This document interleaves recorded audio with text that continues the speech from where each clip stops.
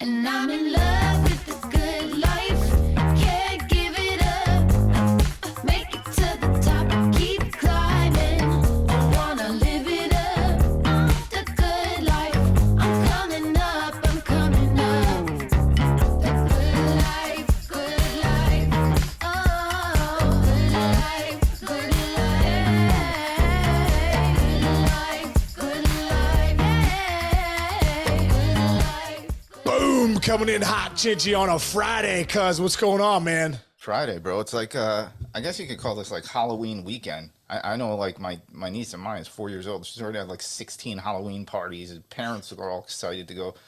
You ever see? Wait, real quick. In my neighborhood, these dudes got red Solo cups when they're doing trick or treating with their bro. kids, dude.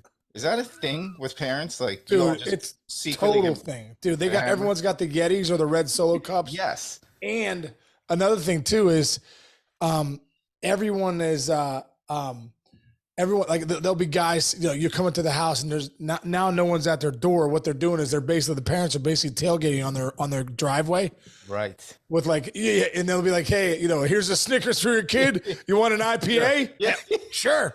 And know. Snickers for your kid. You want a margarita? I'm serious, dude. It's like a drink Crazy, festival dude. for the parents. It's crazy, man. I used to have to drive to work on Halloween. I would drive at like 5 miles per hour in my neighborhood because I wouldn't be worried about the kids running around. I'd be worried about the dads stumbling into the streets. Do you have to? Are you guys bringing back the Swift and the?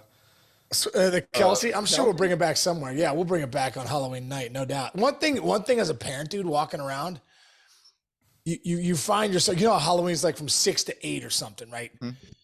If a car comes on the road, you're like, what the? Don't you freaking know it's Halloween, dude? Like, and like you get pissed, like you're like, slow down, like you become like the angry, like old grumpy old man.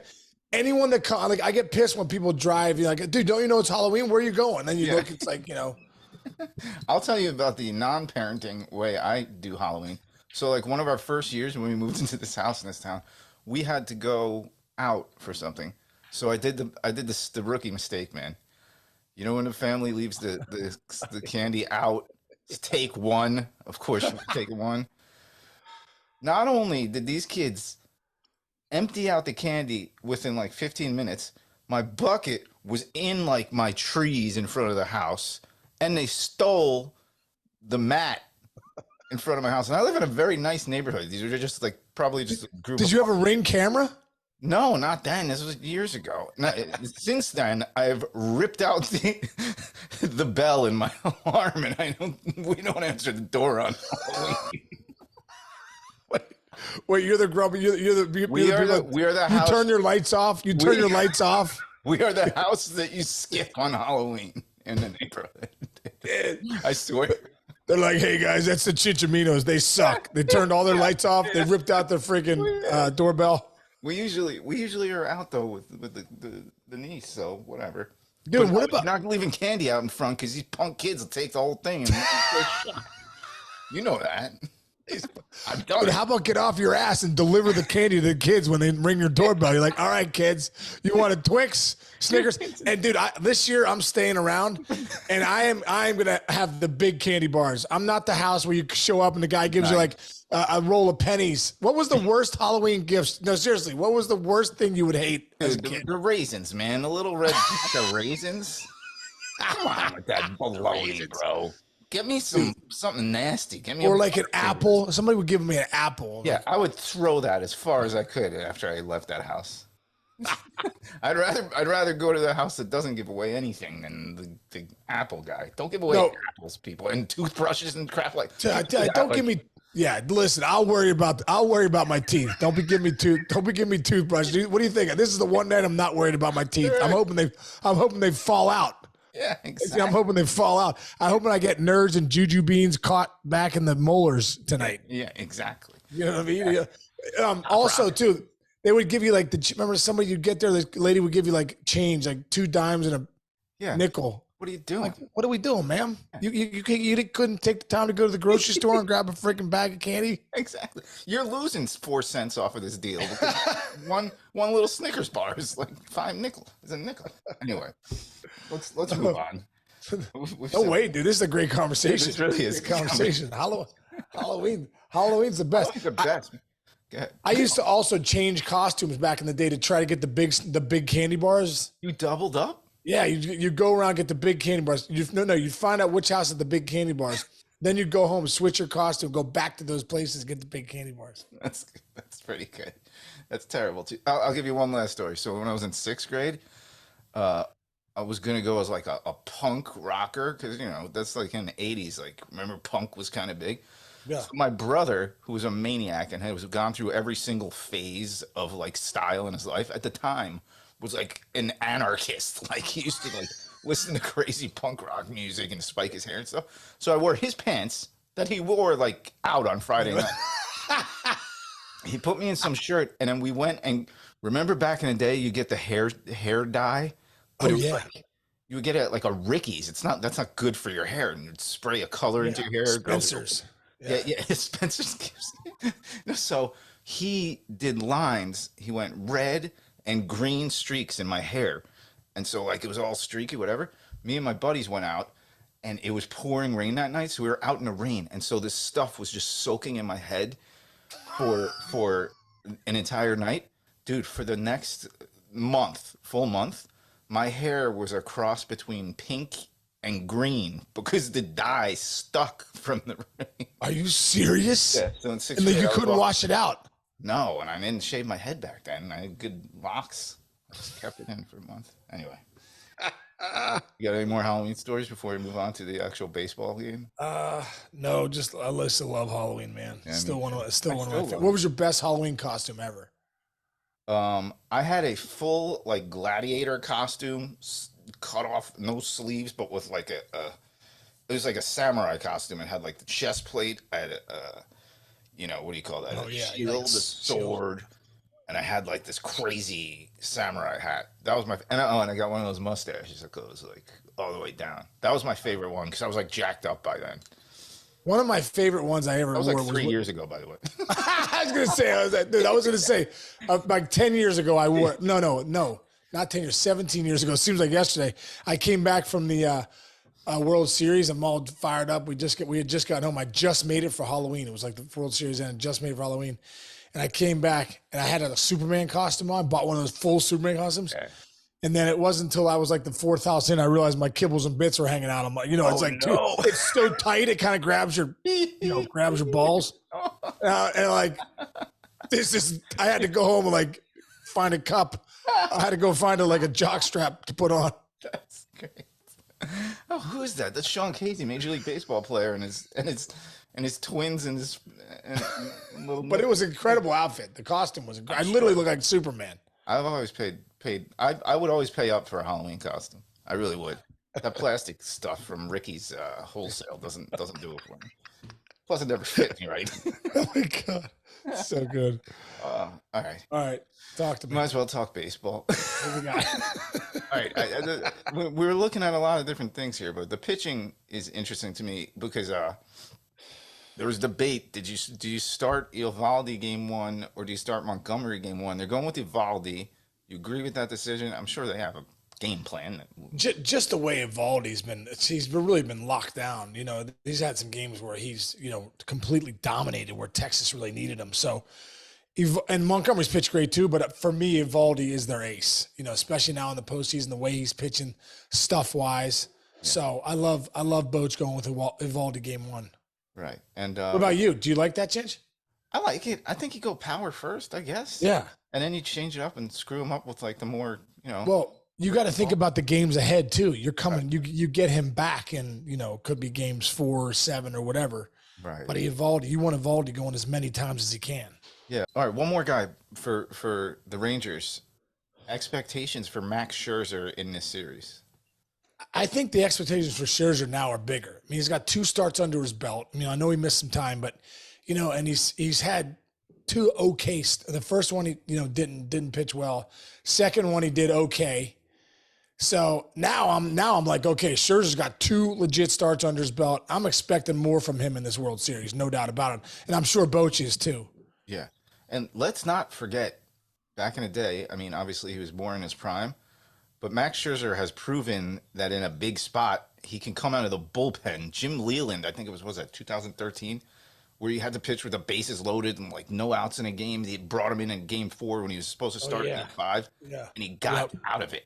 So just his presence being there is going to be good. If he can give you, man, if you could get like five innings out of him in his game 3 start and have a lead, Yeah. just make that your base. If you get that, I think you're in really good shape, right? Yeah. No, dude, if you can get 5 innings and then get it into the pen, that's humongous. Yeah. The other thing, when we've seen proof of this in the last series, is Bruce Bochy will trust a guy. You're gonna see this played a little bit different than in some of these other, some of the other people that go, the other teams that have gone analytics, don't go through third time in a lineup, whatever. Remember Bochy keeping Eovaldi in the 5th inning in a big spot of a close game, and it paying off for him.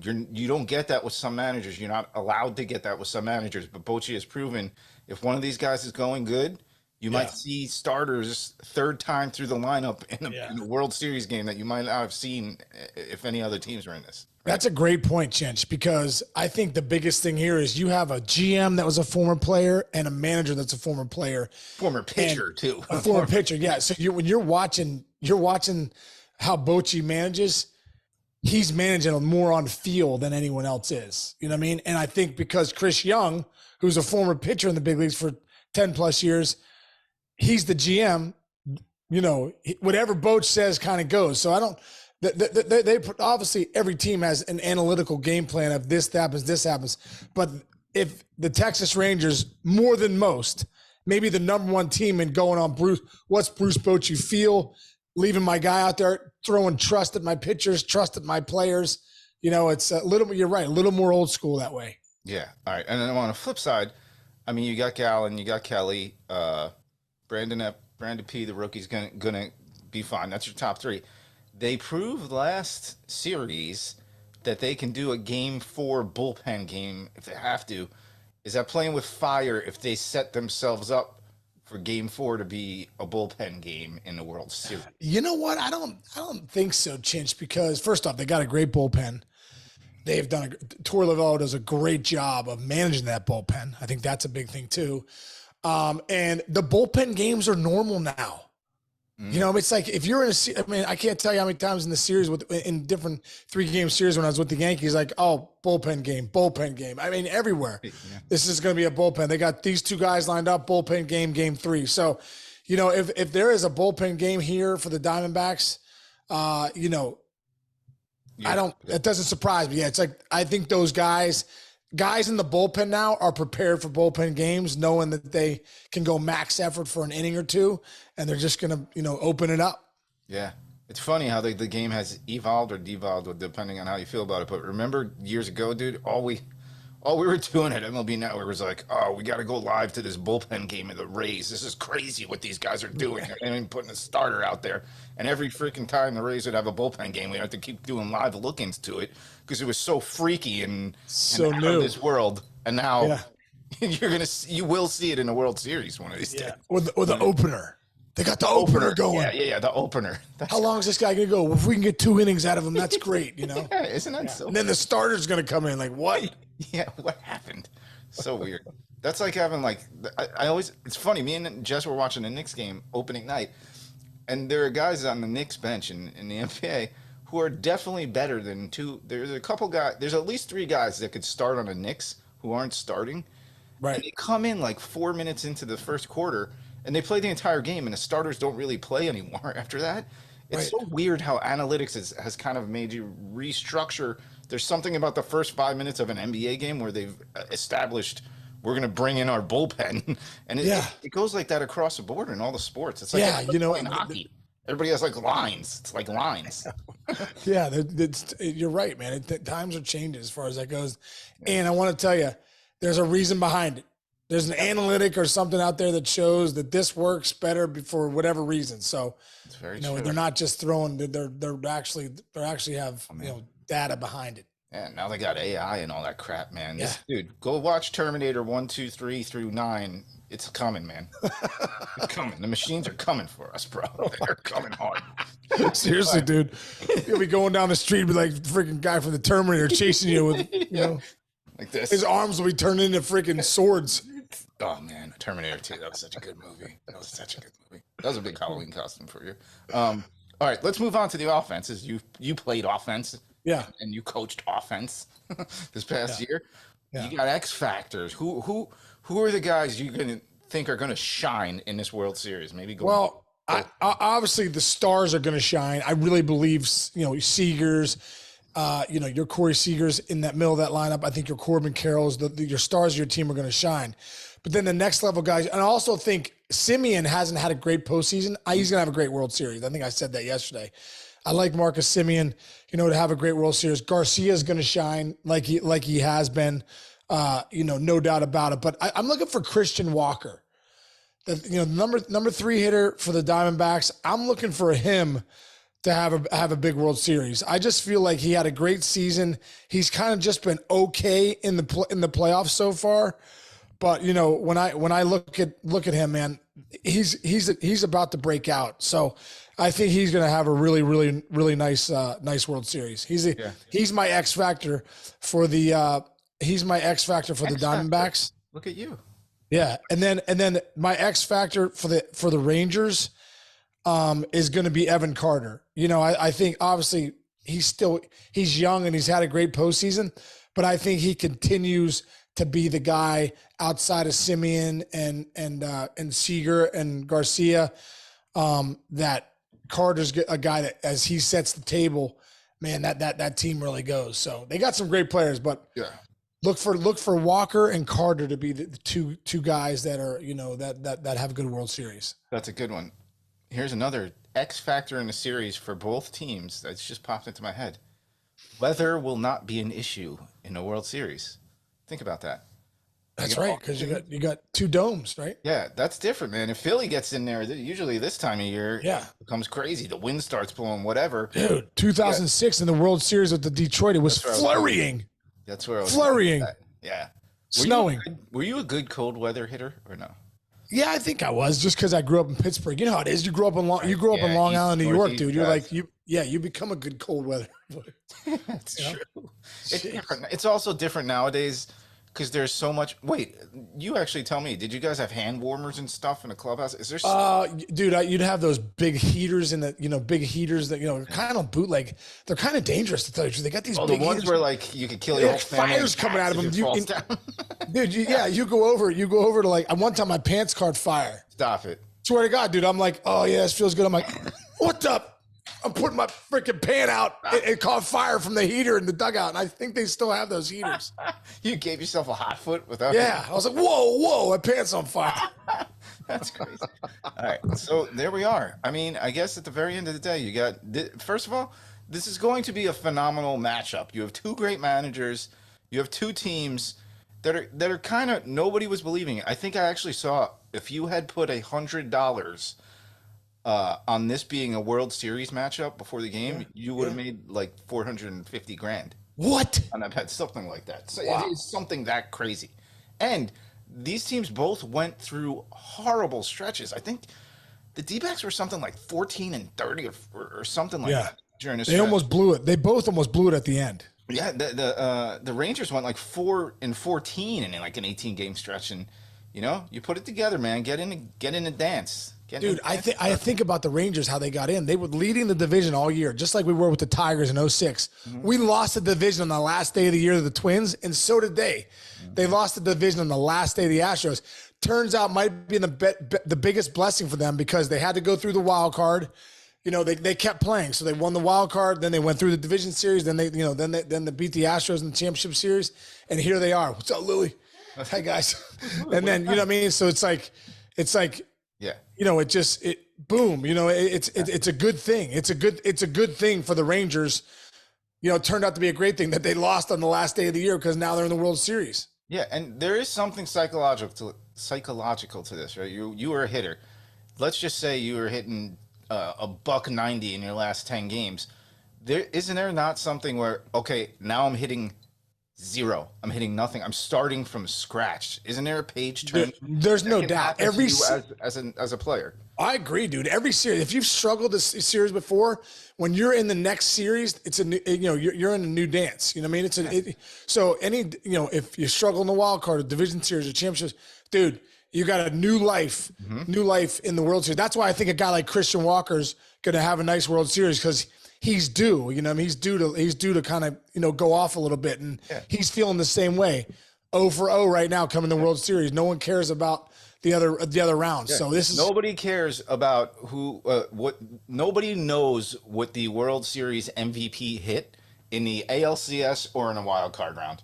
Right. The World Series MVP could have gone 0 for 25.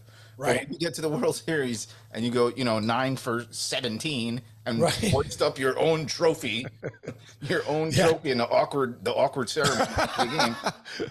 Then you're a winner, man. You win it. You're a winner. Yeah, you're an instant winner. This is where This is where the heroes are made. This is why we want to see Mike Trout in the postseason. Yeah, because no one remembers the guys in the regular season. You remember your postseason heroes. You want to see these guys. You remember the postseason magic, man. Yeah, you know who was a World Series hero? Who? Sean Casey was. You didn't win a series. Well, if we would have won it, I'd have been a hero. I was kind of like, that's 529. Good job, man. There were arguments that you should have gotten the MVP on a losing team that year. I do remember that. I remember that. I was joking around with David Eckstein got the MVP, and I'm like, dude, you took my Camaro or whatever it was. My Corvette. That yellow Corvette should be in my house. The best one is Al Leiter blames. Wait, what was it? The NLCS? He blames. Who was the guy in the Marlins playoff run? Greg. Eric Gregg. Eric Gregg. He goes, Eric Gregg cost me a series MVP because he gave Levon 17 inches off the plate in a game. He really has the ass over that all the time. He's like, probably right. He's probably right. Yeah. Anyway. All right, let's get rolling. I got to go organize this crappy. I got to wear a Paw Patrol mask or something tomorrow, dude, for a month. Wait, for what? Well, tomorrow we're going out to Long Beach on Long Island. Oh, that's right. One of those kids' party things, and I got to be bulldozer guy or something for Paw Patrol. I don't know. That's awesome, dude. Dude, you're the best for that, though, bro. The kids love you. The kids love Batman. Uncle Rich. Dude, the kids love Uncle Richie. Yeah. Did you saw the video? I'm like the slapstick comedy guy. I'm like the dunk. I'm the dunk tank uncle. You just put me in a dunk tank and kids laugh. Get Uncle Chinch on the dunk tank. He loves it. Yeah, exactly. All right. Enjoy yours, man. Right. Break out those costumes again. Kelsey and Swift. Yeah, Kelsey and Swift will be back out, dude, for the Halloween costumes this weekend. And have a blast, dude. I might just bring my Kelsey costume out, like maybe I look like an overgrown teenager, and just start raiding the big candy bars in the area. No, just start tackling kids. Oh my God! There's a guy dressed up as Travis Kelce. He's tackling all the children and stealing their candy. Oh, dude! Sean Casey, former Major League Baseball player. All right, so good. All right, brother. Have a great weekend, Chichi. Everybody out there, have a great weekend. Thanks for listening. We'll see you Monday. See you, brother.